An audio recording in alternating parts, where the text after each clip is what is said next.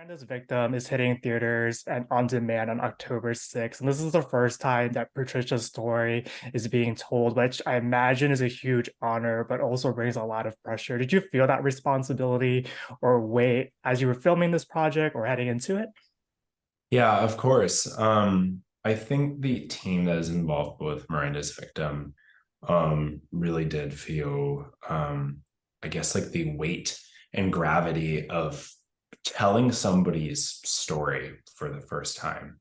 What happened to Patricia? I'm not sure the exact date. I think it was late 50s, early 60s. Yeah. She went her entire life. Never being named, never telling her family about it.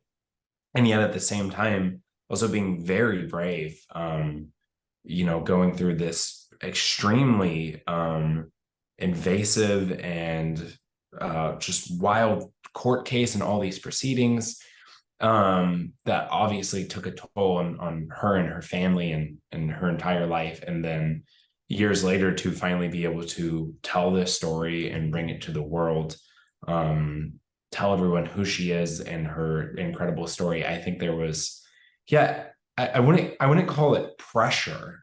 Pressure is like the wrong word, but there obviously was this sense of like we are handling something that is incredibly important and we want to do it justice and tell her story, the way that she would want it to be told. And I think that the team that's involved with this did a pretty good job of that.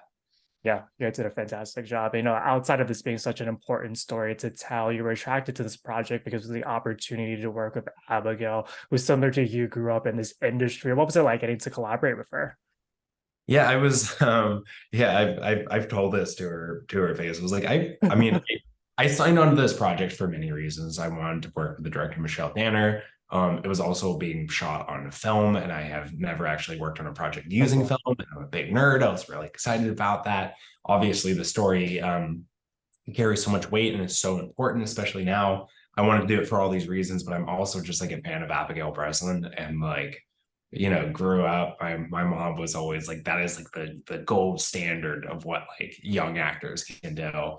And so I wanted the chance to work with her and through the process, like we got to become like good friends, which is even better. And we'd go shoot these long days on set and then would go and, play cards at her hotel room and, got to form this great little group of friends and just to work alongside somebody who's that young and talented and full of grace and it's just an awesome person, like a friend now. I really enjoyed that experience.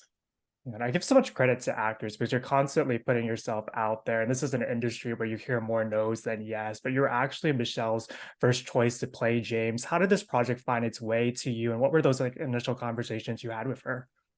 Yeah, the project found its way into my email late one night, and I was actually shooting a different project at the time, and I was kind of like in full like just like I was like burnt out at the time that it like found me. It was like we were doing night shoots.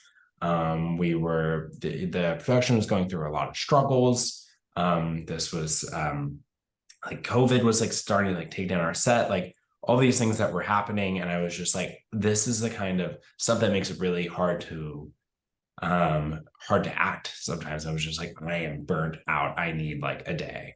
And then late one night while this was happening, this email came through with a letter from a director. And I was like, hey, there's this project, like you're the first choice, like let us know what you think. And I read Michelle's letter, Mm. and it was so kind and generous and beautifully written. And she explained how important the story was. And I had actually, I didn't know the story of Miranda rights. I actually think most people don't. Yeah. Well, and if they do, they know it from the story of Ernesto Miranda, who this is about. This is about what he did and specifically who he did it to in her story.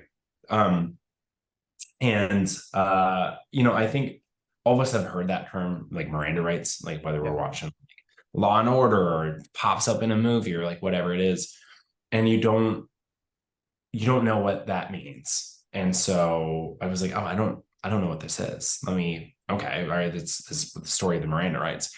And I started to read, and the story is interesting from so many perspectives. I think one, obviously, there's Patricia's story, and there's the story of a survivor who was incredibly brave to share her story, especially in a time that was less than merciful and generous to people who came forward. And there's also the just really fascinating story of how these rules were put into place, and like why we do need them, and like the awful way in which it was created, like why we had to like have this to begin with, and yet it's so like integral to like being a part of a society. I don't know, there's so like that was a long way of saying I just got really invested when I was like, I don't know what this is. And then I started reading, and I read through it in one night, and I was like, I have to be a part of this project. Absolutely gripping to watch as well. This is a departure from the comedic roles that you've played in the past. And, James and his relationship with Patricia is so fundamental in representing the innocence that was taken away from her. How different is the preparation when you're playing a character whose relationships are more about embracing the subtleties as opposed to prepping for a comedy, which is more outward and expressive? Yeah, well, well put. First of all, I think it's still a process that like I'm figuring out in my own life. Like when Modern Family ended, and pandemic happened, I was like, hey, I want to stay fresh and also like kind of relearn things that I haven't been a part of for a while. And so like I got into acting class over Zoom, and like I'm still a part of it. I'm still really interested in like continually expanding and growing as an actor. And you're right that it is a completely different world and role and set of circumstances you're working with when you're telling a story like this. I think whether you're working in a sitcom like Modern Family, or you're working in like a heavy drama like this, I think finding some kind of level of humanity is always really important. And I know maybe that's like the obvious answer, but like it was super easy to play like Luke, who was like obviously this human, very similar to me, but like just in a world that was just like funnier and a little brighter. And this is obviously like playing a version of myself, working in a world with a completely different rule set and much more grounded. And I think, for me, I just wanted to find the humanity that like all of us can connect with there. And this character, James, represents a lot. He represents like one of just the many ways that people, and specifically men in that like time period, reacted to what happened to Patricia. He represents like innocence lost in a lot of ways. He represents opportunity and like love lost. And I think that I just like try to connect with what's real about that, and what hurts, and like what some of it, like, that like, oh man, I wish you were better than that. There's things I empathize with you about, and you just try to like, I don't just be a real human being, I guess. Just that's what the weird thing is. That's what acting feels like a lot of time, is just working really hard to try to figure out how to be a human being. Great answer. You've said in previous interviews that you're passionate about storytelling because it's the opportunity to bond with other human beings. What did you learn about your craft working alongside the star-studded cast? And do you have a favorite behind the scenes moment? I mean, there's a ton that I learned. A lot of it comes through working with Michelle Danner, and I did a Modern Family for 11 years, and by that time you're like you're in the kind of like the groove of it. Like you just show up, you're like, I already know, like I don't need somebody to tell me where to go or like where to stand. I'm like, I know what we're doing. I know everyone's names. We know how, like we know where to be, what time lunch is, all that stuff. And so being a part of a new environment surrounded by hundreds of new people, and I guess like the nerves that comes with, and all of that. I was really nervous like the first few takes that we tried, and then working with Michelle and incredible actors like Abigail and Enrique Murciano. And I found this kind of like this settling in, where it's just like, oh wait, I can breathe and ground myself, and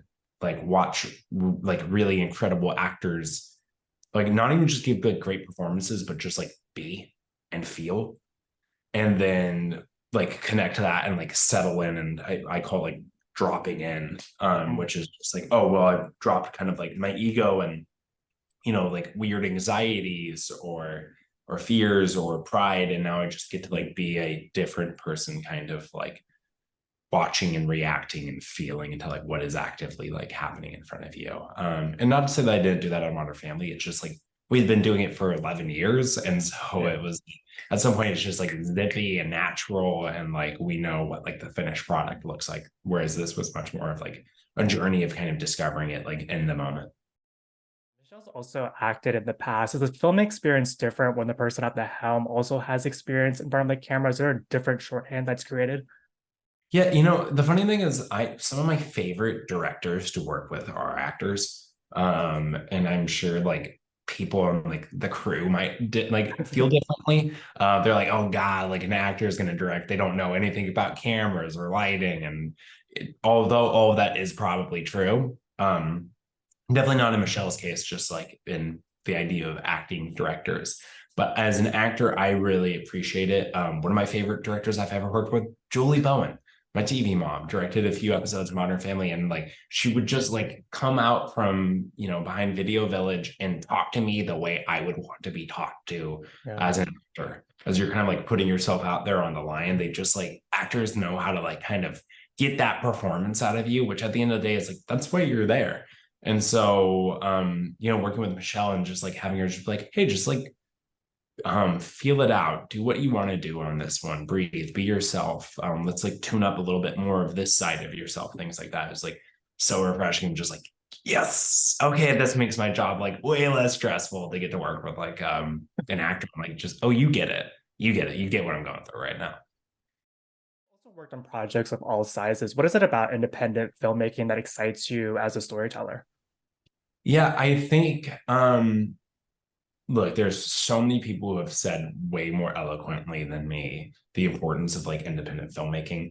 I'm coming obviously from a history of like kind of the opposite. Modern Family was about like as big as Yeah. you could get.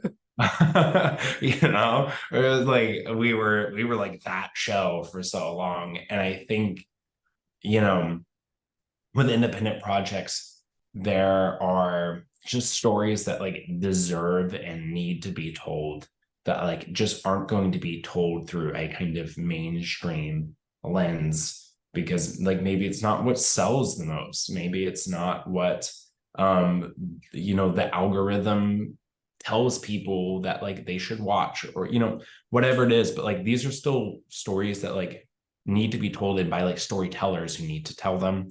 And I think there's no better example than like Patricia Weir's story and like the decades that it took to like get here, and like just the gratitude that I feel for like being able to tell this story, to even be like a small part of it. And so I think like I get really excited to like I had like my moment, of like being on a big show, and it was great, and I'm so grateful for that time. And now I'm really excited about like, okay, now I can kind of take a step back from that and tell all these other stories that are just as equally important and meaningful. Beautifully said. I got one. No, it's beautifully said. I got one final question for you. This is I Yeah. think this is also the first film that you've taken around the festival circuit. What was it like getting to share this beautiful film with all these different audiences and see the impact that you've had firsthand? Yeah, it's really this. You're right. This is the first film that I've been to a film festival here or there, but this is the first one I've ever been involved with that really does like has been doing the circuit, and also like elicits a reaction in the way it Mm, does. yeah. Getting to be a part of like the question and answers, the Q&As at the end, and like hearing people in the audience, women share their stories and what this means to them. Fellow survivors in that sense. People watch this movie and they laugh and they cry and they get angry. And I think, it's one of the goals, hopefully, as an actor and a storyteller, is to elicit some kind of emotion from your audience. There's obviously some elements are just entertainment. You could be a part of a show, or maybe it's like, this is just entertainment. We don't really care. But at the end of the day, like, hopefully you want to make people feel something. And being on Modern Family, like I got to hear it secondhand. People would be like, "Hey, like your show means a lot to me. It makes me laugh, makes me cry." I'm like, "Cool." But to also like be in a theater filled with hundreds of people and Yeah. like can watch it and be like, "This is like, whoa, this is like kind of magical." And so yeah, cool experience. I hope to continue to be a part of projects like that.